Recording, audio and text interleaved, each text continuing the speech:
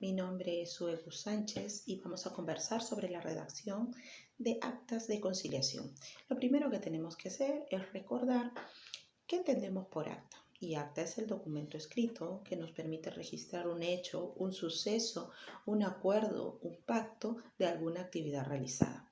Esta actividad realizada propiamente es el procedimiento conciliatorio. Y así lo manifiesta el artículo 16 de la Ley de Conciliación, la 26872, que establece que el acta es el documento que expresa la manifestación de las partes en la conciliación extrajudicial. Pero es recién el artículo 15 de esta misma ley que establece cuáles son las formas de conclusión. Recordemos que todo procedimiento inicia con una solicitud, por tanto, la norma está estableciendo que debe culminar, cerrar con un acta. Estas actas son denominadas actas de conclusión. Empecemos por la primera. El acta con acuerdo total, conocida como AT, es el acta que se caracteriza por lograr haber resuelto la totalidad de controversias que se han tratado dentro de la audiencia. Debemos recalcar que la flexibilidad del procedimiento conciliatorio permite insertar en una audiencia efectiva una pretensión distinta a la fijada inicialmente en la solicitud. Entonces podríamos contar en un acta con acuerdo total, con una pretensión fijada en la solicitud y con algunas pretensiones insertadas propiamente por las partes dentro de esta audiencia, pero ambas, sea la fijada como la insertada dentro de la audiencia, ambas han sido resueltas, ¿no? Estos acuerdos deben ser redactados de una manera precisa, clara, ¿no? Descrita con la finalidad de que pueda no tener ningún problema posteriormente. Entonces estamos hablando que esta acta tiene como particularidad que los acuerdos deben ser ciertos, expresos y exigibles. Ciertos, como les mencioné, descrita de manera precisa, no confusa ni ambigua, ¿no? Expresa que todo lo que se haya manifestado haya sido puesto en el documento de tal manera que pueda ser más llevadera el cumplimiento de la misma. Y exigible fijar los montos, personas, cantidades, lugares, obligaciones de quiénes son las que van a cumplir o cuál va a ser la obligación propiamente de cada uno hacia el otro. Recordemos que el acta es importante para que pueda permitir a las partes viabilizar su acuerdo. Obviamente tiene un valor relevante en cuanto a que se incumple, judicialmente puede ser exigible, pero en realidad los conciliadores no queremos que se incumple el acta. Lo que queremos es que pueda hacer una ayuda eficaz para que ellos puedan cumplir sin problemas, sin generar mayor conflicto, las obligaciones pactadas, ¿no? Entonces, en esta acta de acuerdo total tenemos que se resuelven todas las controversias y sus acuerdos tienen ciertas exigencias establecidas en el artículo 18 de la ley. La segunda forma de conclusión es un acta de acuerdo parcial. Esta acta de acuerdo parcial establece pues que deben existir como mínimo dos controversias y al menos una de ellas está resuelta. Podemos hablar de obligación de suma de dinero e indemnización y en este caso puede una de ellas haberse resuelto y la otra no. Acá también en este procedimiento, en este tipo de conclusión se le permite que pueda haberse insertado una pretensión distinta a la fijada inicialmente en el solicitud, dado que las dos partes están reunidas y además porque efectivamente pueden haber tenido la voluntad de insertar una pretensión distinta a la fijada. Pero aquí una de ellas es la que se soluciona y la otra no. ¿Pueden haber más de dos pretensiones? Claro, sí, pueden haber más de dos pretensiones, más de dos controversias, pero al menos una de ellas tiene que haberse solucionado. En este caso también aquella controversia que se ha solucionado, los acuerdos tienen que reunir las mismas condiciones que en un acta de acuerdo total, ¿no? Ciertas, expresas y exigibles. Y esta acta pues tendrá un doble valor, ¿no? Sobre el acuerdo pactado, un título ejecutivo en el proceso único de ejecución y sobre el acuerdo no pactado, si es una materia civil, será un requisito de procedibilidad. Luego tenemos el acta de falta de acuerdo. El acta de falta de acuerdo es aquella que nos permite visualizar que ninguna de las controversias se ha resuelto. Y también acá en este tipo de forma de conclusión es permisible que haya existido una inserción de una pretensión distinta a la inicialmente fijada en la solicitud. ¿Por qué? Porque nuevamente tenemos las condiciones que nos permiten hacer esto, ¿no? Las partes reunidas y la posibilidad de acordar que se inserte una nueva pretensión.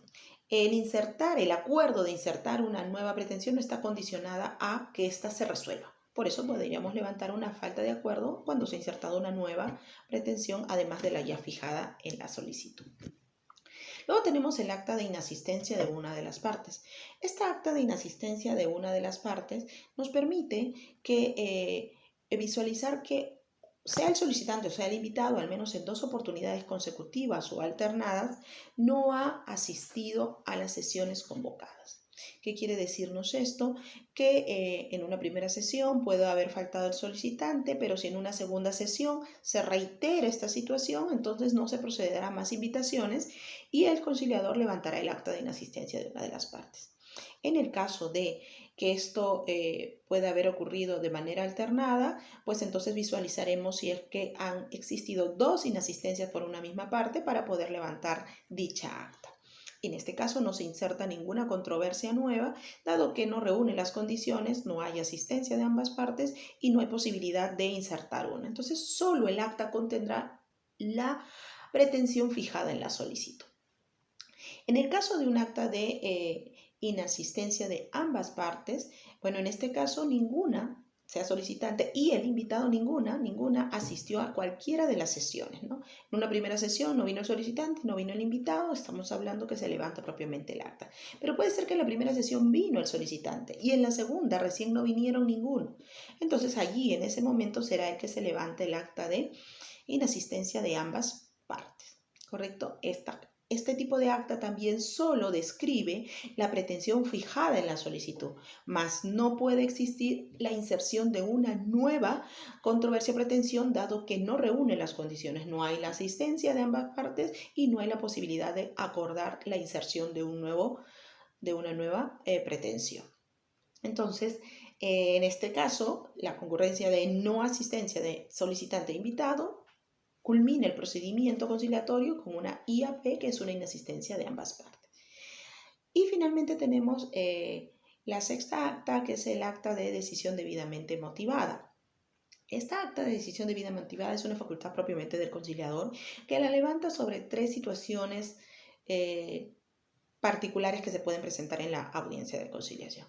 La primera es cuando las partes se nieguen a firmar el acta, ¿no? Entonces, al culminar el procedimiento y probablemente no arribarse a algún acuerdo, siempre tiene que dejarse algún documento que registre el hecho, ¿no es cierto? Como lo habíamos hablado en el inicio.